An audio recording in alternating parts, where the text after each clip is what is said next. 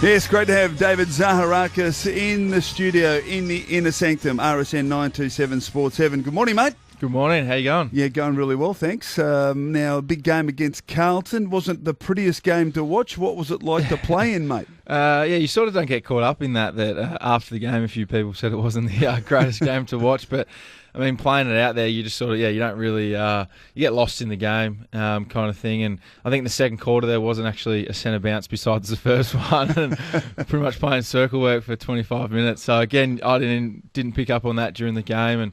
And sort of an interesting one. But, yeah, a bit disappointed. We started quite slowly on the weekend again, which is a trend that we're trying to fix at the moment.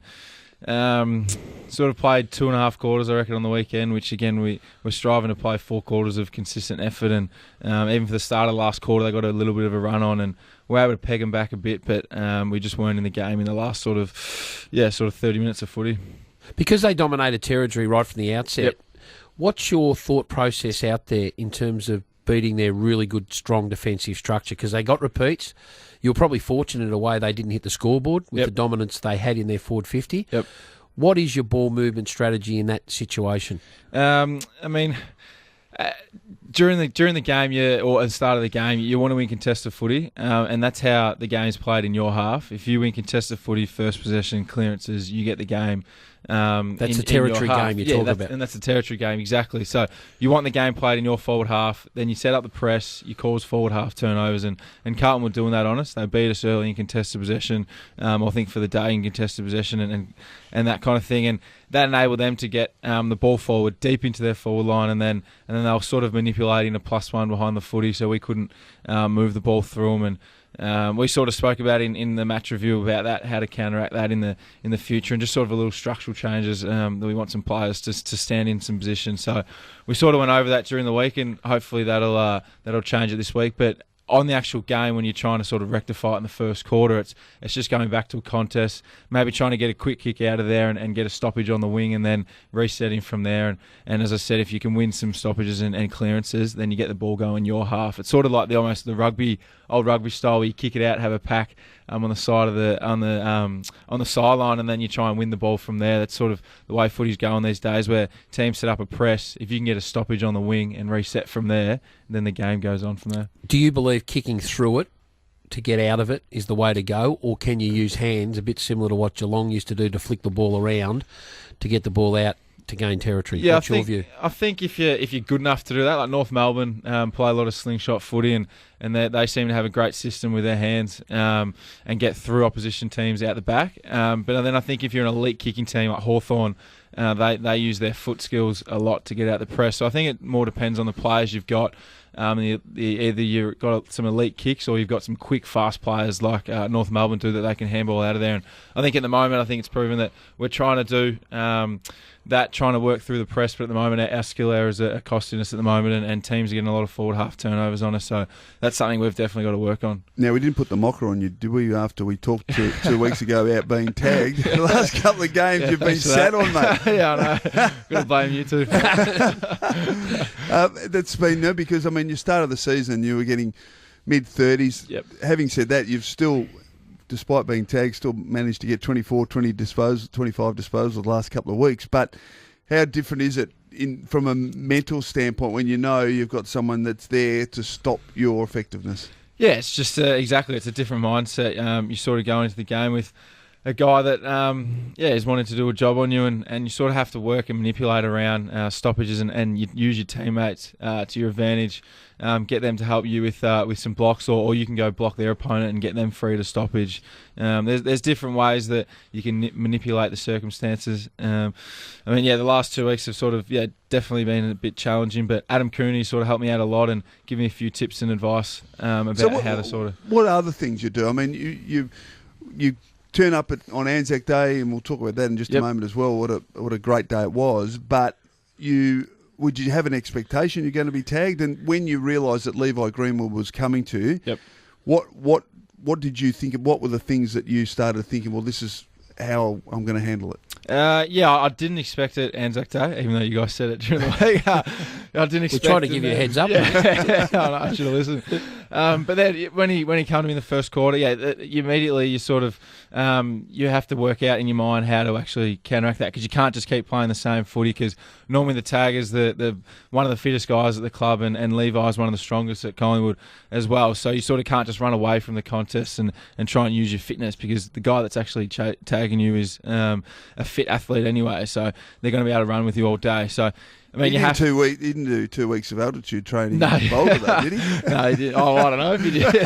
No, he spent 3 weeks there. But I mean, there's things you can do. You can have a 2v1 in a contest where you go to the opposition player and try and create that, where you know a guy's going to follow you. So you go to one of their main stoppage players. And I think in the third quarter we try to do that with Pendlebury around the stoppage. He was so damaging in the first half, so we try to change a few things up there. And I think sort of the first quarter was a bit slow personally, and also the team against Collingwood, and then sort of worked my way into the game after that. But it's just a different challenge and different mindset, and something that hopefully I don't have to deal with too much this year, but yeah, it might happen.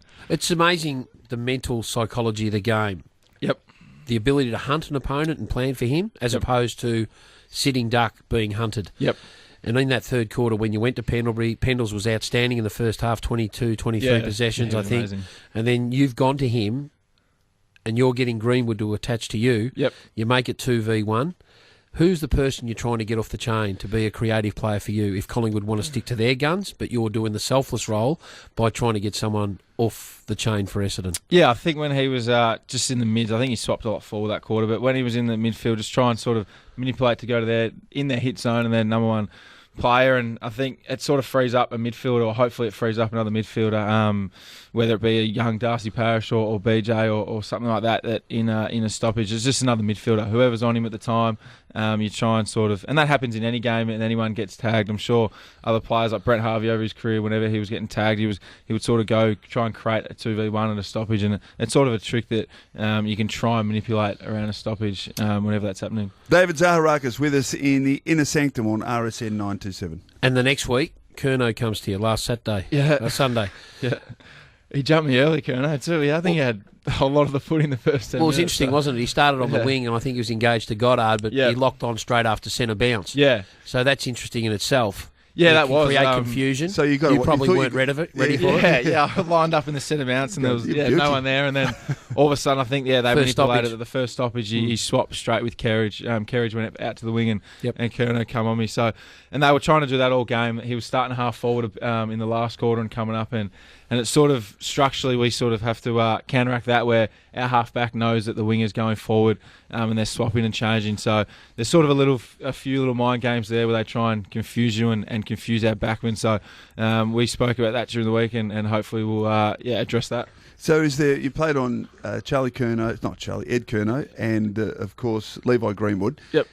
Is there any verbal with that tagging role? I mean, they've sent to do a job on you to nullify you. Was there a lot of verbal from those guys coming towards you to welcome to the jungle? Welcome to my domain. Help their cause. Well, I copped $1,000 fine for wrestling Levi on Anzac Day, so there was definitely a bit of physical. Sorry about that. Yeah, there was definitely a bit of a physical burst there. The junket.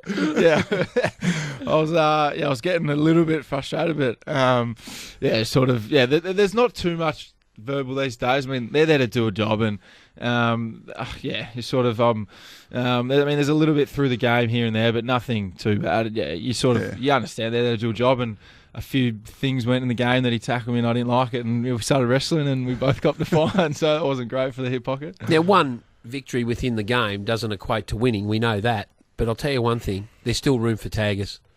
Greenwood did a good job against Dave, nullified his influence considering his form he was in. And Ed Curnow done a pretty good job too, I think it's fair to say, Dave. And when you see the hunter beating the person that he's hunting, it just goes to show it can take you a long way. And that's why I get quite surprised at times the amount of freedom that, say, Sam Mitchell gets, considering how important he is. And then you see a young Caniglio play a lot on him and off him last week. Yep. And it was really damaging. So I think it's a great advertisement out there that coaches don't have to be so attuned to just structure. Role play first. I think in general play you can identify the best who's having an impact, and you can stabilise that position in game. Yeah. I mean, I think you're right. I mean, there is that sort of balance between team defence, but also if someone gets off the chain, like you said, Mitchell every week, if he has 45 every week and influences the stoppages, you sort of don't want that at all. But I think, as you said, Caniglio did an amazing job on him on the weekend. And if you sort of have that player that can have the tank and ability to stop a player defensively and then also go work off him the other way offensively, like he did on the weekend against Hawthorn, it's an amazing asset to your side. So I think to have those players that can help you both ways is huge. I think everyone's aware of the difficulties that your club's under this year, David, but wanted to ask about the signing last time, or since the last time you were with us 2 weeks ago. Cale Hooker has re-signed with the club. Can you give us a bit of a sense about, from a playing group, what that meant? Yeah, it was amazing. I think when they announced it to the footy club, all the players in the room, it was a little bit of a cheer and that kind of thing. And I mean, to have a person of Cale Hooker to sign when all the rumours were going around that he was getting offers here and there and everywhere from clubs around the AFL and the money that was getting thrown around. And it's just a great signing for the footy club that he's loyal to the footy club. He wants to stay. He sees a future at the footy club. He signed for 5 years. Wants to stay in Melbourne. Didn't accept offers back home, and I think that's just great for the footy club, and hopefully it sort of leads down a path of other guys over the next sort of month or two falling into that path as well, that they see a future at the footy club and they can re-sign. Now, we understand he's getting $2 million a year. Did you have to take a pay cut? Is that the money he's getting, is it? No, not quite that much, I wouldn't think. I hope not anyway.